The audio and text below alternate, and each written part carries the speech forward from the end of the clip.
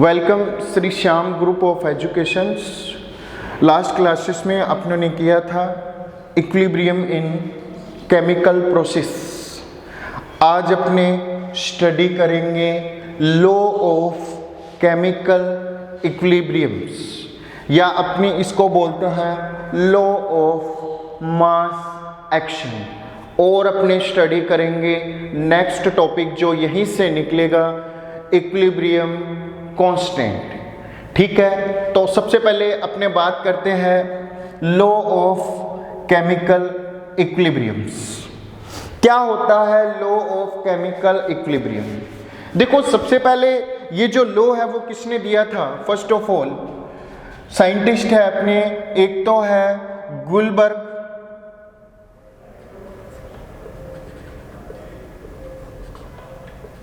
And Waage. Guldberg and Waage put a law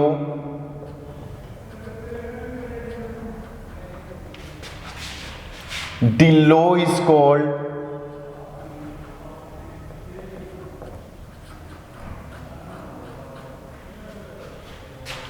law of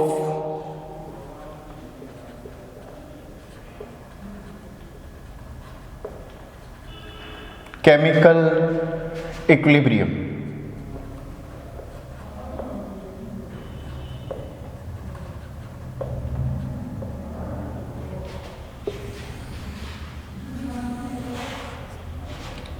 कौन सी year में? इन 1864। ठीक है, तो ये तो हो गया चलो हिस्ट्री के बारे में। आप पढ़ते हैं अपने जो लॉ ऑफ केमिकल इक्विलिब्रियम होता क्या है, इसको समझने के लिए अपने लेते हैं एक रिवर्सिबल रिएक्शंस। सपोज कोई ए रिएक्टेंट है, वो बी से रिएक्शन करता है,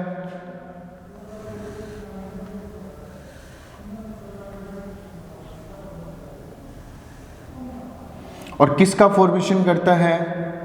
C प्लस डी का। और वो ही फिर इधर की तरफ इक्विलिब्रियम स्टेट में किसका फॉर्मेशन करता है? A प्लस बी का। वो स्टेट जिसमें A और B जितने अमाउंट में C प्लस डी का फॉर्मेशन करते हैं, ऐसे C प्लस डी मिलकर उतने ही अमाउंट में किसका फॉर्मेशन करते हैं? A प्लस बी का। ठीक है, अब देखो लॉ ऑफ केमिकल इक्विलिब्रियम होता क्या है? The chemical reaction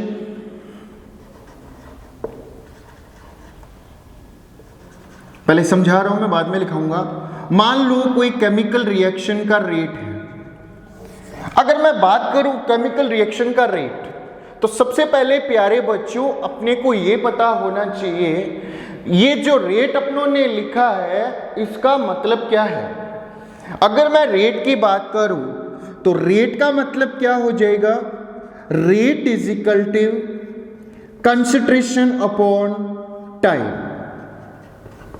ये वर्ड अपने को क्या कह रहा है? इस वर्ड को मैं थोड़ा और सिंपल लैंग्वेज में बता रहा हूं।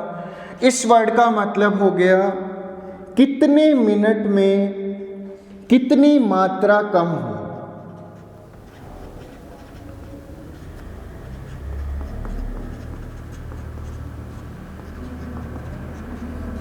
कितने मिनट में कितनी मात्रा कम हुई?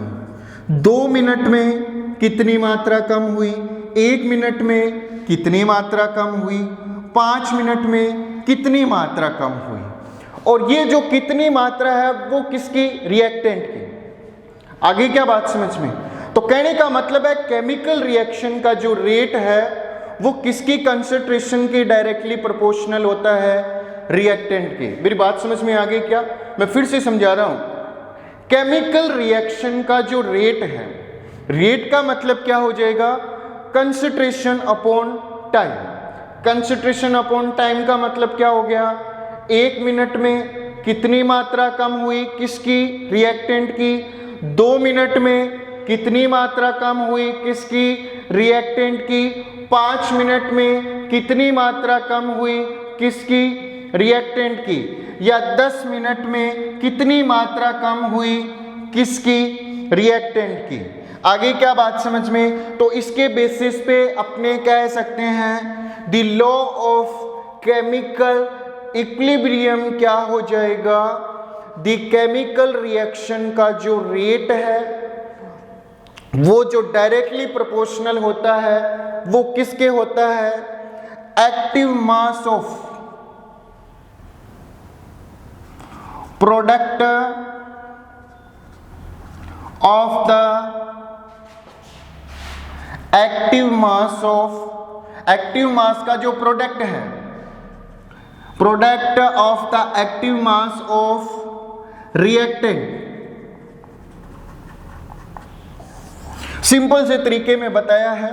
कहने का मतलब है अब A प्लस बी है, अब इधर की तरफ बढ़ रहे हैं अपने आगे की तरफ, इसको अपने किससे रिप्रेजेंट करते हैं, फॉरवर्ड रिएक्शन से। तो कहने का मतलब है रेट ऑफ फॉरवर्ड रिएक्शंस किसके प्रोपोर्शनल हो जाएगा, एक्टिव मास ऑफ रिएक्टेंट। कौन कौन से हैं रिएक्टेंट, ए और B.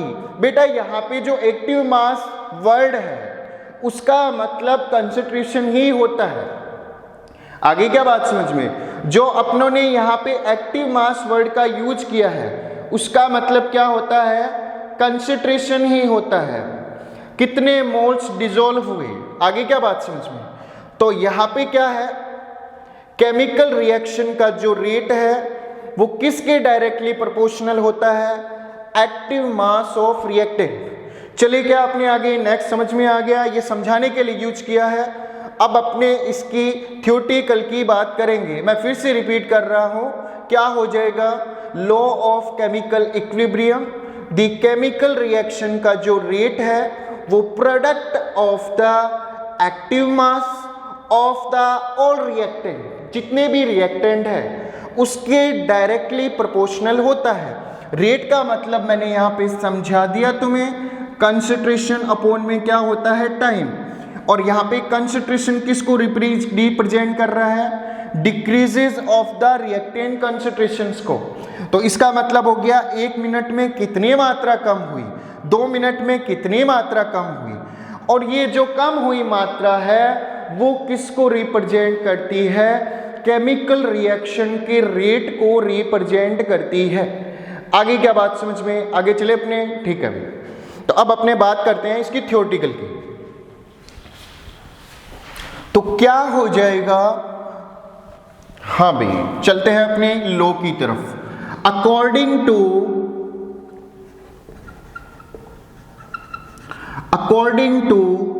This law,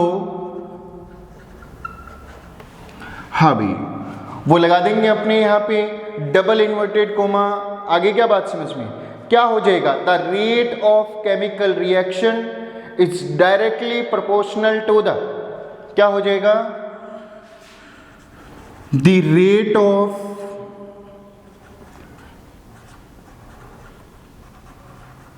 chemical reaction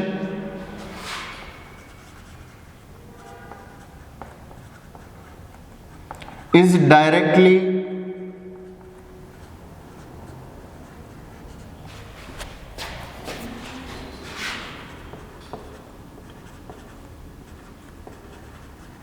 proportional to the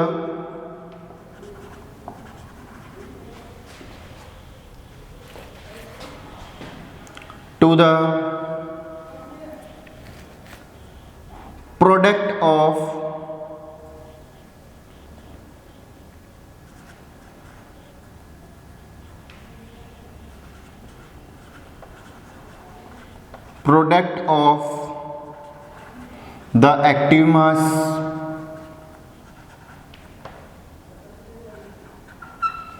of all the reactant। ध्यान से सुनना, इस वर्ड को क्या बोल रहा हूं, all the reactant।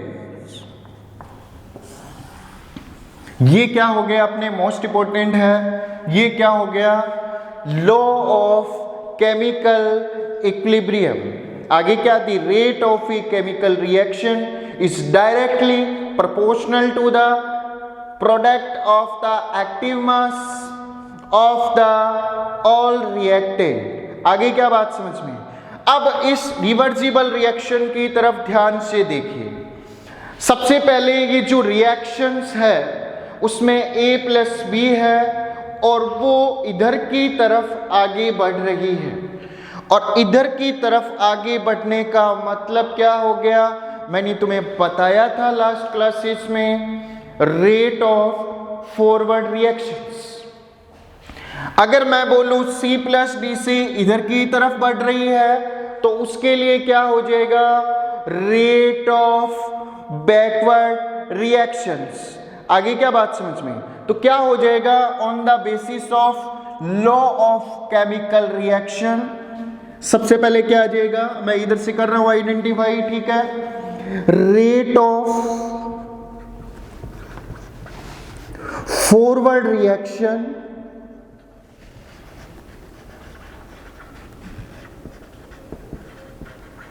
Rate of forward reaction किससे रिप्रेजेंट करते हो प्यारे बच्चों?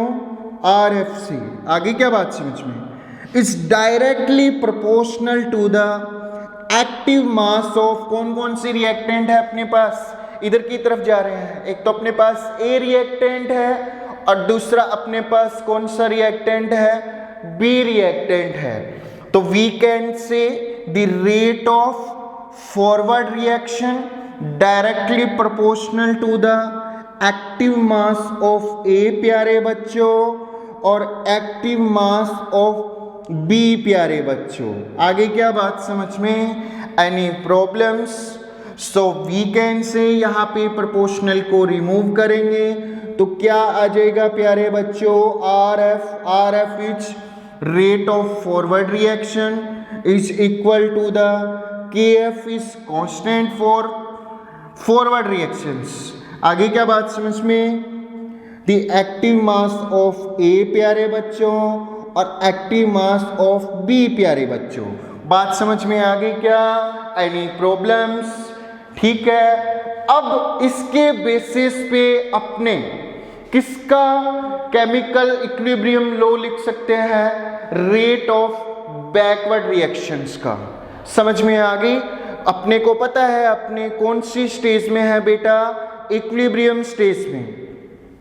इसके लिए क्या हो जाएगा रिएक्टेंट? ये अगर मैं इस रिएक्शन को रिवर्स करता हूं तो रिवर्स के लिए रिएक्शन का नाम क्या हो जाएगा? Backward reactions. और बैकवर्ड रिएक्शंस के लिए रिएक्टेंट कौन हो जाएंगे? The reactant of C concentrations, the reactant of D concentrations. We can say the active mass of C and also we can say the active mass of D. So the rate of, इधर की तरफ कर रहे हैं इसका, rate of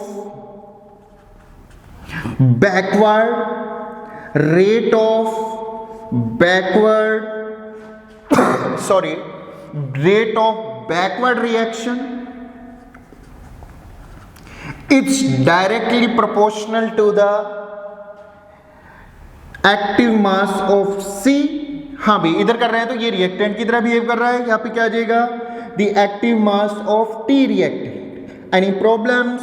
आगे क्या बात समझ में? अब we can say the symbols of rate of backward reaction is RB। any problems? चले आगे, ठीक है भाई। अब वही काम करेंगे जो अपनों ने पहले किया था। क्या हो जाएगा? RB is equal to, RB means rate of backward reaction, constant of rate of reactions, backward reactions क्या आ जाएगा? कंसंट्रेशन या active mass of C multiply with the active mass of D। बोलो भाई समझ में आ गया? इसको ले लेंगे अपने इक्वेशन नंबर 1 और इसको पुट कर देंगे इक्वेशन नंबर 2। ठीक है। अब अपने लास्ट वाले बेसिक की तरफ आओ। तो लास्ट वाला बेसिक क्या कहता है? In the equilibrium point the rate of backward reaction is equal to the rate of forward reactions. तो ठीक है, अपने उस लाइन की तरफ चलते हैं। क्या आ जाएगा? इक्वल कर देंगे दोनों, क्या आ जाएगा R F is equal to क्या आ जाएगा आर बी। तो जो इक्वेशन 1 और 2 में वैल्यू है आर एफ आर बी की लिख देंगे अपने, क्या आ जाएगा बोलो भी, हाँ भाई K F active mass of A multiply with the active mass of B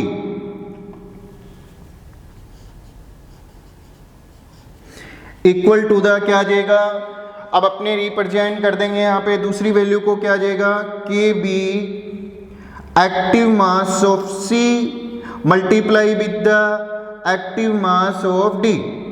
हाँ भाई बोलो समझ में आ गई क्या बात। इसका मतलब क्या होता है, in the equilibrium point the rate of reaction equal to the क्या आ जाएगा rate of forward reaction equal to the rate of backward reactions.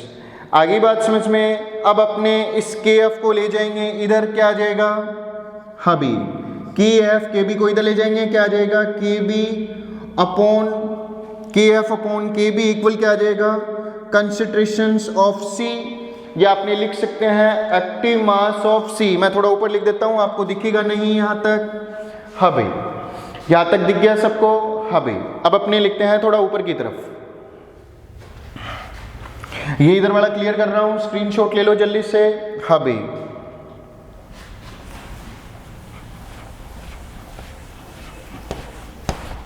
तो क्या हो जाएगा, यहां से इधर की तरफ समझा रहा हूं, नीचे जगह नहीं अपने पास, देखो भी क्या आ जाएगा, इसमें के एफ को इधर पड़ा रहने देते हैं, के बी को इधर नीचे की तरफ ले जाते हैं, इक्वल क्या आ जाएगा एक्टिव मास ऑफ सी, उस रिएक्शन को आगे कर रहे हैं अपने, आगे क्या आ जाएगा active mass of D upon में क्या आ जाएगा एक्टिव मास ऑफ ए, आगे बात समझ में एक्टिव मास ऑफ बी। अब यहाँ पे जो के एफ और जो के बी है उसको एक यूनिटी कांस्टेंट के अकॉर्डिंग लिख देते हैं। आगे क्या बात समझ में, कहने का मतलब है ये दोनों अपॉन में हो, वो किसके इक्वल होता है इक्विलिब्रियम कांस्टेंट के, उसको अपने किससे रिप्रेजेंट करते हैं के सी से। तो के सी किसके इक्वल हो जाएगा active mass of C equal to the क्या आ जाएगा active mass of D upon में क्या आ जाएगा एक्टिव मास ऑफ ए, आगे क्या आ जाएगा एक्टिव मास ऑफ बी। और के सी यहाँ पे जो अपनों ने किया है इसको रिप्रेजेंट, के सी यहाँ पे क्या है the K c is equilibrium constant.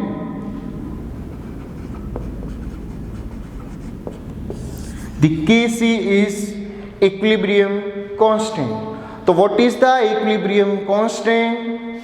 The active mass of product, आगे क्या बात समझ में, upon the active mass of all reactant, आगे क्या बात समझ में, divide the active mass of all reactant is equal to the equilibrium constant। बोलो यहाँ तक आ गया, स्क्रीनशॉट ले लीजिए, फिर अपने चलते हैं एक दो एग्जाम्पल के साथ और इसको आगे पढ़ेंगे अपने, ठीक है चलो।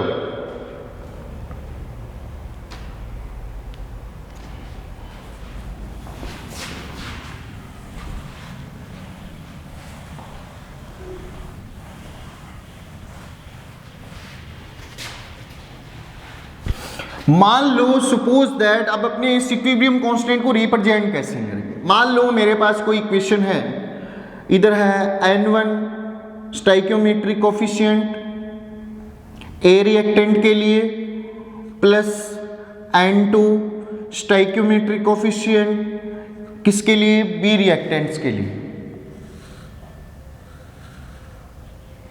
यहां पे मान लिया स्मॉल m1 किसके लिए, सी प्रोडक्ट के लिए, और स्टोइकियोमेट्रिक कोफिशिएंट्स, और इधर की तरफ आ जाएगा m2 डी प्रोडक्ट के लिए, ठीक है।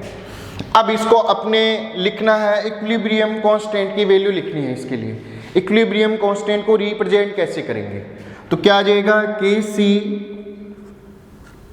अब सुनो मेरी बात, देखो यहां पे ये आ जाएगा इसके पावर में, क्या लिखेंगे, और ये किसके पावर में आ जाएगा, इसके पावर में, ठीक है, कैसे आया मैं तुम्हें बताऊंगा अभी एक एग्जाम्पल लेके। ठीक है, तो क्या आ जाएगा, कंसंट्रेशन ऑफ, सबसे पहले प्रोडक्ट का कंसंट्रेशन क्या हो जाएगा, concentration of C, stoichiometric coefficient क्या है इसका, m1, तो इधर की तरफ अपने क्या लगा देंगे, m1, पावर में m1। इधर की तरफ क्या आ जाएगा, d, इसको इसकी तरह ही यूज किया है, क्या आ जाएगा d, स्टाइकियोमेट्रिक कोएफिशिएंट्स क्या आ जाएगा इधर की तरफ, m2, अपॉन में क्या आ जाएगा, ऐसे की ऐसे क्या आ जाएगा, active mass of A, stoichiometric coefficients क्या आ जाएंगे, n1, इधर आ जाएगा active mass of B, stoichiometric coefficients क्या है इसका, n2।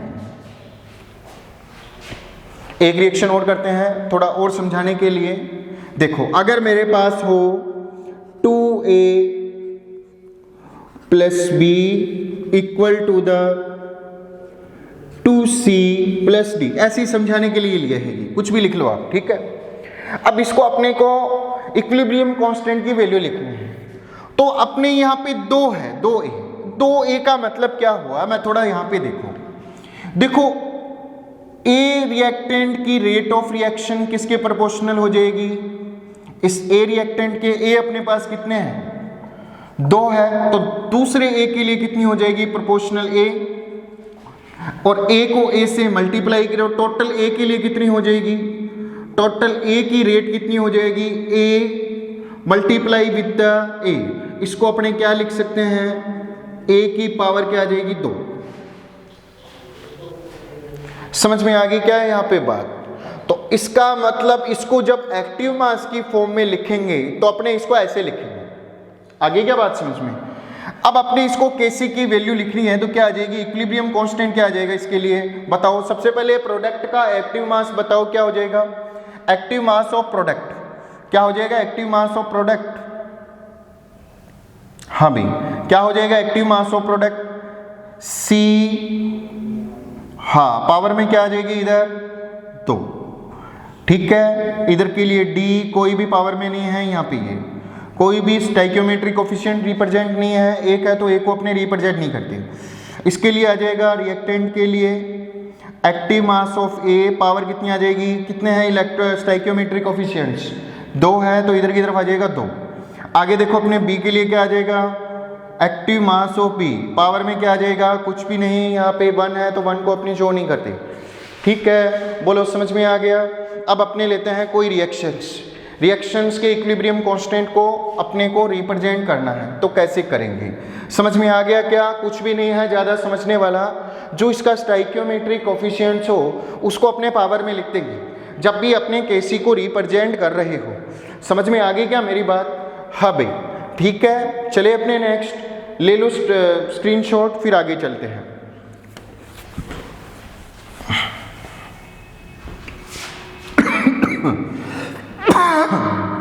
सॉरी,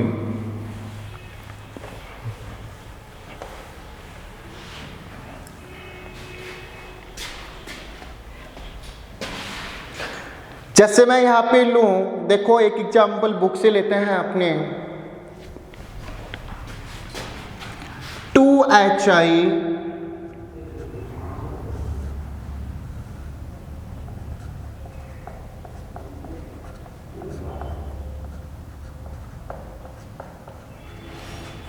ठीक है। अब अपने इस रिएक्शंस के लिए लिखना है इक्विलिब्रियम कांस्टेंट की वैल्यू लिखनी है, तो क्या आ जाएगी बताओ भाई क्या आएगा। सबसे पहले प्रोडक्ट की तरफ देखो, फॉरवर्ड रिएक्शंस के लिए इधर की तरफ आ जाएगा प्रोडक्ट के लिए ही, तो क्या आ जाएगा Kc इक्वल क्या आ जाएगा, कंसंट्रेशंस ऑफ H2। आगे क्या बात समझ में, किसकी कंसंट्रेशंस आ जाएगी यहाँ पे, इसकी। आगे क्या बात समझ में, सबसे पहले इसकी कंसंट्रेशंस, फिर क्या आ जाएगा अपने कंसंट्रेशंस ऑफ I2 अपॉन में क्या आ जाएगा HI, और इधर की तरफ क्या आ जाएगा 2। ठीक है, एनी प्रॉब्लम्स। और रिएक्शन लेते हैं अपने,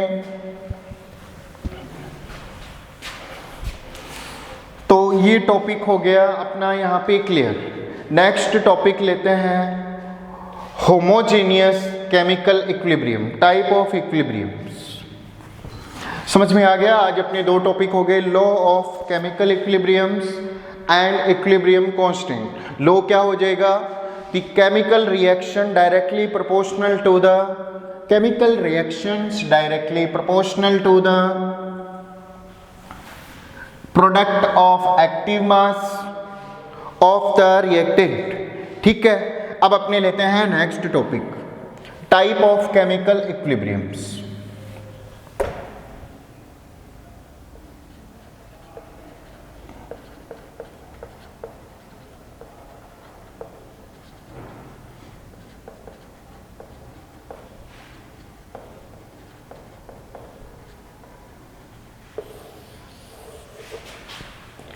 देखो भी अकॉर्डिंग टू फेस, आगे क्या बात समझ में, टू टाइप का होता है केमिकल इक्विलिब्रियम। कौन कौन से टाइप का? एक तो होता है होमोजीनस,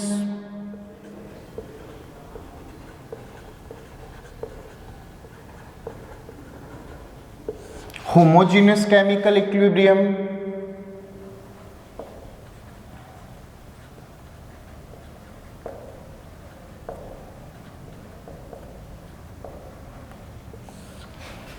और दूसरा होता है हेट्रोजीनस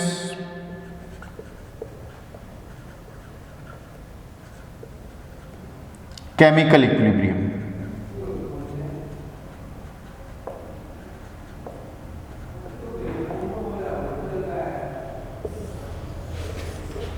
देखो नाम से पता लग रहा है व्हाट इज द होमोजीनस। अगर मैं बात करूं अकॉर्डिंग टू फेस, तो all the phase are sames. कहने का मतलब है जो फेस रिएक्टेंट का प्रेजेंट है वो ही फेस किसका होता है? प्रोडक्ट का।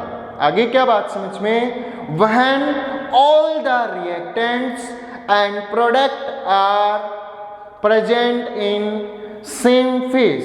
आगे क्या बात समझ में, अगर रिएक्टेंट और प्रोडक्ट सेम फेस में हो उसको अपने क्या बोलते हैं? होमोजीनस। सबसे पहले एक नंबर करते हैं अपने homogeneous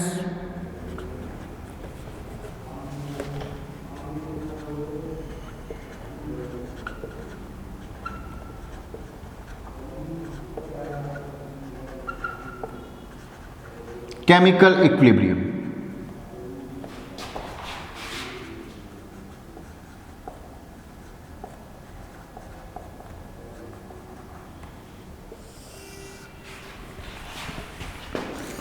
When all the reactant and product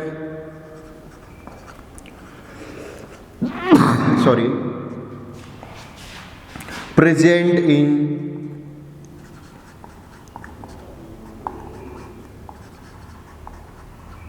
same phase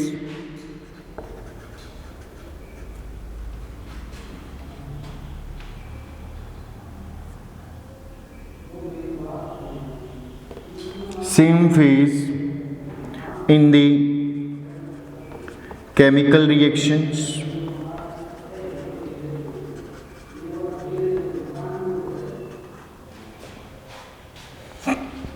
the chemical equilibrium is called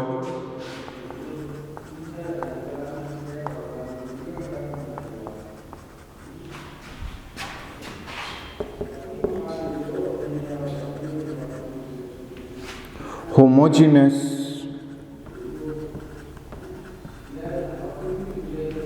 chemical equilibrium.